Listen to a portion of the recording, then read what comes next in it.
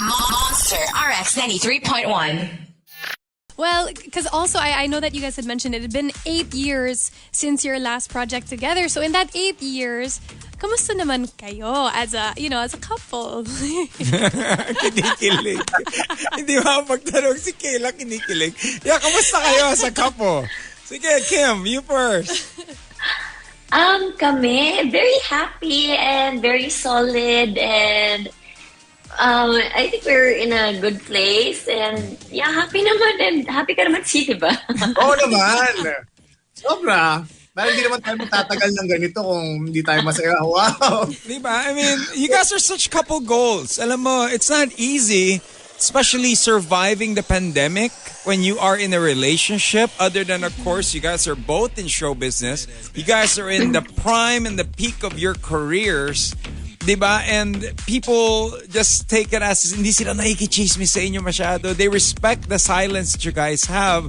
I mean, for you, sa inyong dalawa, ano sa tingin nyo sekreto? Let's start first, before all this question of secret in relationship. Paano kayo nagligawan? Paano nagsimula to? Ha, Sian? Nagkaroon kasi ng crush sa akin si Kim. So parang hindi ko alam Wow! Wow. No, but it started the first time I laid eyes on her. Wow, ganun talaga. No, but Rico and Kayla, it's really the first time we got to work together. And even before nagkatrabaho kami ni Kim, I had a crush on her already. But so she was already Kim, and I was pakakapasok ko pa lang sa industry. So I've always wanted to parang get to know her. Pero yun, I guess that's how it started. We go back all the way in the beginning. Paano mo niligawan? Nakabantay lagi si Cam Chu dyan. Di ba? Paano mo nalapitan niya? Siomay. Di ba? Siomay love for you. Yun yung niya sa akin. Siomay at Hopia. Diba? No, really, Yun ang laging padala niya sa akin pagkain. Kasi favorite ko siomay during our taping for Binondo Girl. Lagi akong may siomay. Favorite ko yun. Yun lang kinakain ko as in whole day. And then, so, it was siomay. So siomay at Hopia. So lagi ko sinasabi na siomay love for you, Hopia love me too. Okay, corny. Tama na. But it works, Sian. It works. The cornier sometimes, the better. Diba? And Kim, nung nalaman mong lagi ka na may siomay, meron na laging hopya on the side, diba? Pag nagtataping ka ng My Binondo Girl. I mean, when was that time that you like, uy, may type yata sa akin? Sino yung una mong sinabihan nun? Wala pa kasi masyado sinabihan. Ayoko naman maging, feeling ko type ako ni si, yung ganun. Pero yung isa kong friend lang talaga, si Ate Elena. Sa kanya ko talaga sinasabi na, punta ka dito sa set kasi parang may gwapo. Lagi ako pinapadala ng pagkain. Yun kasi yung first project ni Sian talaga, na siya yung leading man. So parang sabi ko, ang sungit naman nito. Pero nagbibigay ng siomay, nagbibigay ng pagkain, ng soy milk. Yun kung ano-ano mga pinapakain sa akin. Hindi kasi namin ito na pag-uusapan, Rico and Kayla. So parang, it's nice to parang kind of reminisce. Yeah, oh my God. Well, how did the question go? How did you lay it out? Para bang, would you be my girlfriend? Ito to, Rico, ha? Would you be my baby boo? No. Dun throughout sa course ng namin, ligawan, it's old-fashioned eh. Nandun talaga yung flowers and chocolates. Then I said na, would you be my girlfriend, Kim? Parang ganun. Parang ganun yata eh. Would you be my girlfriend, or okay lang ba maging boyfriend mo ako? Parang ganun. Yeah, matagal pa. Parang yung pag-drop niya ng question, wala pang sagot. So date pa ulit, more date, ganyan.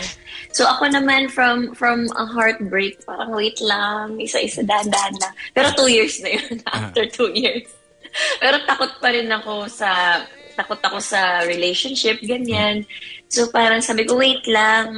Tapos nag-wait naman siya ng matagal na matagal. And then months and months and months. Hanggang sa, hindi pa rin siya nag-give up. Sabi ko, sige na nga, 2 weeks lang ha. Kulitan. So I would say... Oh, sorry, go ahead, Dean. No, I mean, it went like this. Parang I would tell her na, I really like you. Then she would say, thank you. I really love you. Thank you for loving me. Ganun muna. Parang naging namin. Namin. Oo. Kasi ano Tapos nga sabi eh, ko, galing sige, sa 2 heartbreak weeks. eh, no? Galing sa heartbreak. So how does one say I love you immediately, di ba? Yes. Tapos very respectful naman siya and very true to his words. So, parang sabi ko, lang, bait niya naman. Sana hindi mapanis. So, hindi naman pala. Ganyan naman pala yung ugali niya talaga. Very patient. So siguro asides the patience, what else was it about Zian na parang that changed your mind? Kasi diba you waited 2 years until you were willing to re-enter another relationship. Ano siya, sobrang love niya yung mommy niya, sa lola niya, tapos he's very gentle sa mga nararamdaman ko, and siya nga si Mr. Grand Gesture, which I didn't feel before. Parang, girl na girl ako, ang haba ng hair ko. Maya-maya, oo. Tapos, hanggang sa lagi ko nang tinatabi yung taping chair ko sa taping chair niya, tapos lagi na kami magkausap. And then, tinuruan niya pa ako mag-guitar. So, parang, You know, Sian Thank you. got a lot of talent. You know what I mean? He's a multi-talented man. I saw his Yeah, guesting on Vice Ganda's show, GGV. Talagang multi-talented. Lahat. Ako, ang galing. Grabe. lahat kaya niya. Parang kiti-kiti lang. Galing. Pero just an opportunity, you know, being 11 years together. Do you have any message for each other? I mean, Nireveal na sa RX, di ba? Favorite, kayo ni Sian. Sobra. Laging naka-RX siya sa kotse niya. thank you. Oh, Thank you thank very you. much. Now, 11 years being together. Sian, do you have any message for Kim? Talaga nag-zoom in sa mukha ko. Well, message for Kim. Lahat nasabi ko na sa kanya, but every day I always tell her na mahal na mahal ko siya. And Aww. hindi yun, we never miss a day telling each other that. And that's very important dahil hindi pwedeng makampante sa isang relationship. Ayun din, message for her and message for sa lahat ng mga nagmamahal na nakikinig din ngayon.